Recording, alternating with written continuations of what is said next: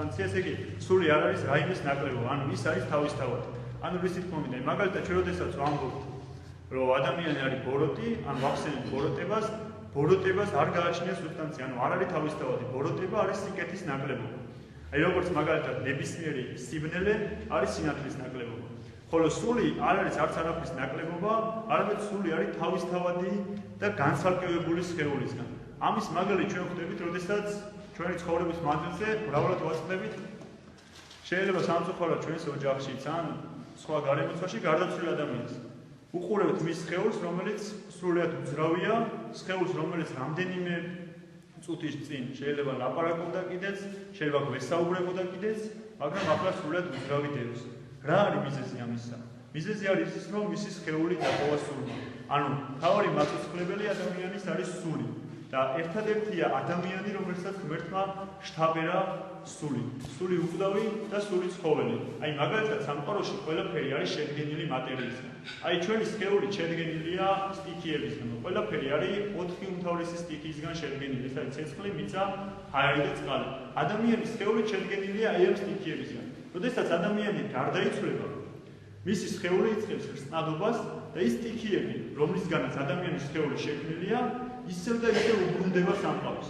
აი მაგალითად, როდესაც შრება დინარე, ის წყალი ორთქლება ზეცად, ან ორთქლება ჰაერში და ანუ ის მატერია, რომელიც იყო წყალი, გახდა ამჯერად უკვე ჰაერში ორთქლის სახით და ანუ მატერია სამყაროში არის უცვლელი. ანუ მატერია სამყაროს არ აკლებია, რაც არის ისევ ის არის. ანუ სამყაროში ყველაფერი აბსოლუტურად არის შექმნილი.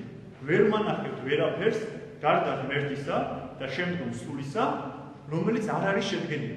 ანუ ყველაფერი სამყაროში არის შედგენილი და რაც სამყაროში შედგენილია, ის თავისთავად ყდომადია.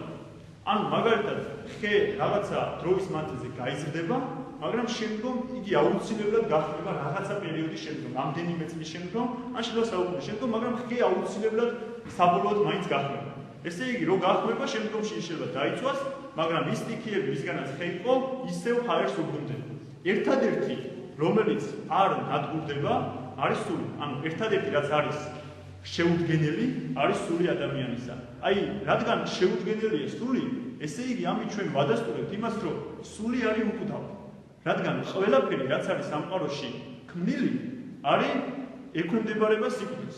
ყველაფერი სამყაროში აბსოლუტურად. გარდა ღმერთისა და ღმერთს აქვს მხოლოდ და მხოლოდ სულის მოკვდნების ძალაუფლება. მაგრამ რა თქმა უნდა, ღმერთი ადამიანის სულს არ მოაკვდნებს, რადგან იგი თავისი უსაზომო სიყვარულით შექმნა. აქედან გამომდინარე, რადგან სამყაროში ყველაფერი სტიქიისგანაა შექმნილი, ყველაფერი ექვემდებარება ისევ და ისევ უკან ამ სტიქიას დაუბრუნდეს. მხოლოდ სული რჩება უკვდავი. სული რო უკვდავია, ამის ერთი მაგალითი კიდევ გვაქვს, როდესაც სული მაგალითად აი შეიძლება ხდება ჩვენს ცხოვრებაში, აი მაგალითად ადამიანი აკეთებს სიკეთეს, მაგრამ საზღვაურად მის ცხოვრებაში სიკეთე არ მიეძღვება. მეორე ადამიანი კი აკეთებს ბოროტებას და ის ძალიან ბედნიერია და ძალიან კარგადაც ცხოვრობს. ეს ერთგვარი უსამართლობაა თითქოს სამყაროს უსამართლობა, რომ ადამიანი, რომელიც მთელი ცხოვრება სიკეთეს თესავს, მას ამ ცხოვრებაში ეს სიკეთე არ უბრუნდება, ხოლო ადამიანი, რომელიც მთელი ცხოვრება სიბოროტეს თესავს, მას ეს სიბოროტე თითქოს სიკეთით ექცევა. ეს თითქოს რაღაც არაკანონზომიერება სამყაროს. მაგრამ აქაც ჩვენ მივდივართ ისევ და ისევ სულთან, სულის უკვდავებასთან, რადგან ჩვენ ვიცით, რომ ის ყველაფერი, რაც ჩვენ ამ ცხოვრებაში გავაკეთებთ, ანუ ის ბეჭედი, რომლითაც აღიბეჭდება ჩვენი სული ამ ცხოვრებაში, აი იმ ბეჭდით იქნება სასუფეველში შემდგომში აღვეჭდილი. ანუ თუ ჩვენ აი ეს კანონზომიერება, რომელიც შეიძლება ამ სამყაროში ჩვენ ვერ დავიცვათ, სწორედ სულის უკვდავებით კანონზომიერდება. ანუ სულის უკვდავება არის ამ კანონზომიერების დასაწყისი და დასასრულის. ესე იგი, თუ სული უკვდავია, ჩვენ აუცილებლად მივიღებთ სიკეთის წინ სიკეთეს და აუცილებლად მივიღებთ სიბოროტის წინ სიბოროტეს. აი მაგალითად რო გითხრან, რო გითხრან სული არ არსებობს, ან ადამიანი რო კვდება, იქ ყველაფერი თავდება. აი ტყეში რო იყო და ტყეში გითხრან რომ გზა მაინც არ არის, აზრი არა, შენ ამ ტყეში უნდა დარჩე. მაინც დაიწყებს ადამიანი ძიებას, რომ იმ ტყიდან გამოვიდეს. მაინც იმიტომ რომ ეს არის თვისება ადამიანისა, რომ ყოველთვის რაღაცისკენ როცა ეუბნები ადამიანს, რომ ეს არ არის და შენ აქ მოკვდები, ეს ძალიან დამკვირვებელი ადამიანის და მაინც ეძებს გზას. ასეა სულიც, ანუ ჩვენ რაც უნდა ვიცახოთ, რომ ანუ ვიღაცამ თქვას, რომ სული არ არსებობს და სული მოკვდავია. ჩვენ ამას მრავალი ცხოვრებისეული არგუმენტით ხვდებით, რომ სული უკვდავია. აი და სული არის მარადის განვითარებადი. აი მაგალითად ადამიანის ხორცი ყოველთვის არ ვითარდება. რაღაც ეტაპზე ჩერდება ადამიანი განვითარების და შემდგომში, როდესაც გარდაიცვლება, ისე ვიშლება ეს ხორცი, ხო? არც ერთი მცენარე არ ვითარდება მარადიულად. ყველა მცენარე რაღაც დონეზე წყვეტს განვითარებას და შემდგომ ისევ მიწას უბრუნდება, ანუ ნეშომპალად იქცევა. ხოლო ადამიანის სული მარადიულად ვითარდება. ერთადერთი არის ადამიანის სული, რომელსაც გააჩნია მარადიული განვითარება. და ასე რომ არ იყოს, მე გავახსენეთ მაცხოვრის სიტყვებს, როდესაც რა სიტყვებს ამას უფალი? იყავით სრულ, ვითარცა მამაი ჩემი ზეცათაის სრულას. რას ნიშნავს ეს სიტყვები? ესე იგი, მაცხოვა რომ მოგწევ კურთხევა რომ ვიყოთ ისეთივე სრულყოფილი, როგორიც თავად ღმერთია. ესე იგი, თუ სულს არ გააჩნია მარადიული განვითარების უფლება და თუ სული მარადიულად არ არის განვითარებადი, ის ვერ გახდება ისეთი, როგორიც ღმერთია. ესე იგი, ჩვენ ყველაზე დიდი კურთხევა გვაქვს ისგან, ანუ როგორ შეგვიყვარა ღმერთმა, წარმოიდგინეთ, რომ ის უკვდავება და ის მარადიულობა, რომელიც თავად ქონდა, მიცა ადამიანს და მიცა ადამიანის სულს. წარმოიდგინეთ, რამხელა სიყვარულია და ამის წინ ჩვენი საქმეები რა არის? არც არაფერი. და წარმოიდგინეთ, როდესაც ჩვენ გვაქვს კურთხევა, რომ ვიყოთ სრული, ვითარცა მამაი ჩვენი ზეცათაის სრულას, ანუ სრულყოფილი და ვიზრუნოთ ჩვენ სულზე, ამ დროს ჩვენ ვიწყებთ ხორცზე ფუფუნებას. აი, ძალიან ბევრ შრომობთ იმისთვის, რომ გავხდეთ. ძალიან ბევრ შრომობთ იმისთვის, რომ სვათ. ძალიან ბევრ შრომობთ და შემდგომში გვინდება დასვენებას კიდეც. მაგრამ ქრისტე უნდა ვშიოდეს და ქრისტე უნდა ვწყუროდეს თითოეულ ჩვენთანაც. მაგრამ ეს ისე არ გავიგოთ, რომ არ ჭამოთ და არ დავდოთ. კი, მაგრამ როდესაც შეჭამ, ღმერთი ადიდე. როდესაც რაიმეს დალევ, ღმერთი ადიდე. როდესაც ისვენებ, იქაც ღმერთი ადიდე. ყველგან ღმერთი უნდა ადიდო, რომ ის უკვდავი, რომელიც ადამიანშია, სული უკვდავი, ხო, ის არ იყოს შემდგომში უკვე დაზიანებული. იმიტომ რომ ამ სულს, ამ ცხოვრებაში, რანაირადაც ამყოფი, ზუსტად იმ და გვარად იქნება იქ სასუფეველში. მარკოზ ეფესელის სიტყვები, ჯოჯოხეთიო წყალობა აქვთ ისო. ერთი შეხედვით გასაკვირია, როგორ შეიძლება ჯოჯოხეთის წყალობა იყოს, მაგრამ არის. აი, ძალიან მარტივი მაგალითი ადამიანი, რომელიც ამ ცხოვრებაში თავის სულს მიაჩვენს ბოროტებას, თავის სულს მიაჩვენს განკითხვას, მიაჩვენს ტყუილს, მიაჩვენს ამპარტავნებას, შემდგომში, როდესაც გარდაინაცვლებს იმ სოფელში და შეხვდება ანგელოზთა გუნდი, რომელიც უფალს უგალობს, ვერ დაიდევს მისი სული არ ამას. მისი სულისთვის ტკინეული იქნება ის გალობა, რადგან მისი სული მიჩვეული იქნება ამ ცხოვრებაში განკითხვას და ტყუილს და ამიტომაც მისი სულისთვის წყალობა იქნება ჯოჯოხეთი. აი, ძალიან მარტივად ეთყობა ქრისტიან ადამიანს, რომ ის ამპარტავანია თუ ის მდაბალია. ძალიან მარტივად ნებისმიერ ადამიანს შეატყობ ამას. აი, მაგალითად, ესეთი მაგალითია, ხორციელი მაგალითი შეგვიძლია მოვიშველიოთ ჩვენ. ადამიანი, რომელიც ღმერთს უახლოვდება, ის უფრო და უფრო მდაბლდება ღვთის წინაშე. უფრო და უფრო მდაბლდება ყველა შემთხვევაში, იმიტომ რომ აი მაგით ატყობ ადამიანს, არის ღმერთთან თუ არ არის.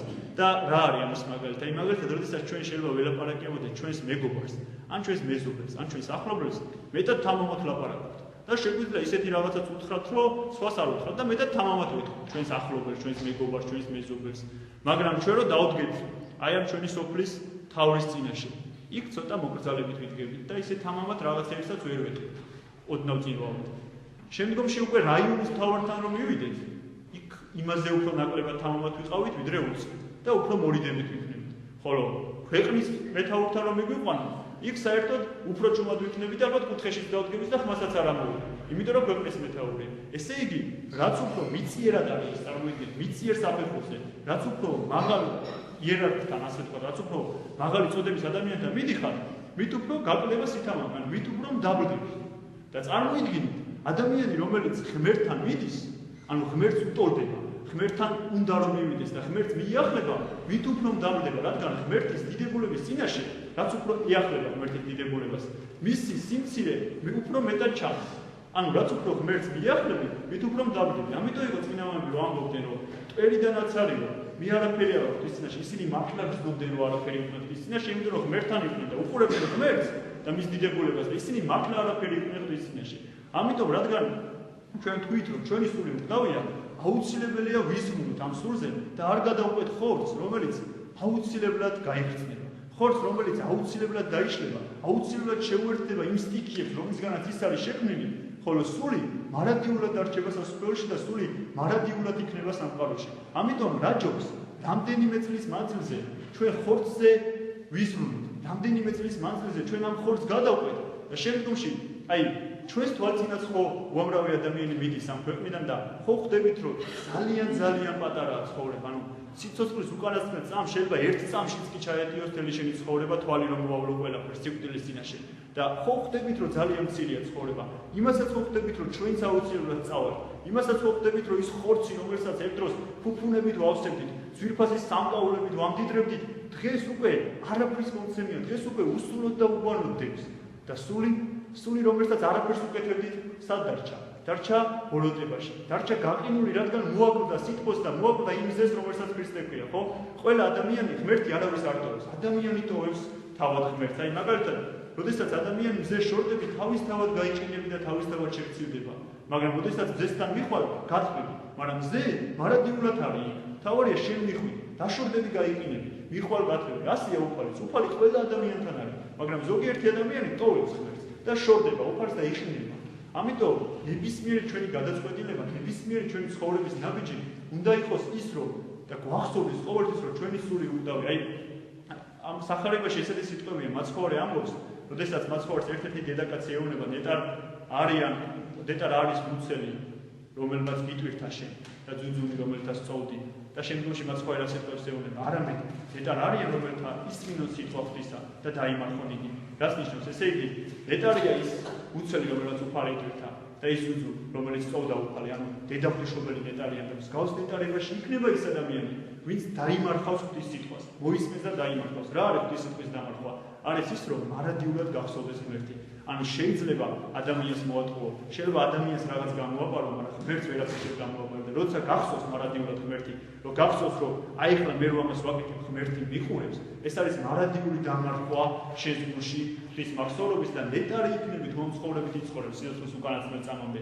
ცოდვით დაიცემა ადამიანი, დაიცემა რადგან სუსტია, რადგან დაცემული ბუნება აქვს მას და დაეცემა, მაგრამ 1000 გზის რო დაეცემა, 1000-ივე ჯერ უნდა წამოდგე და წამოდგომის სული უნდა კონდეს, რომ 1000 მეერჯერ ფეხზე დამდგარი დარჩე.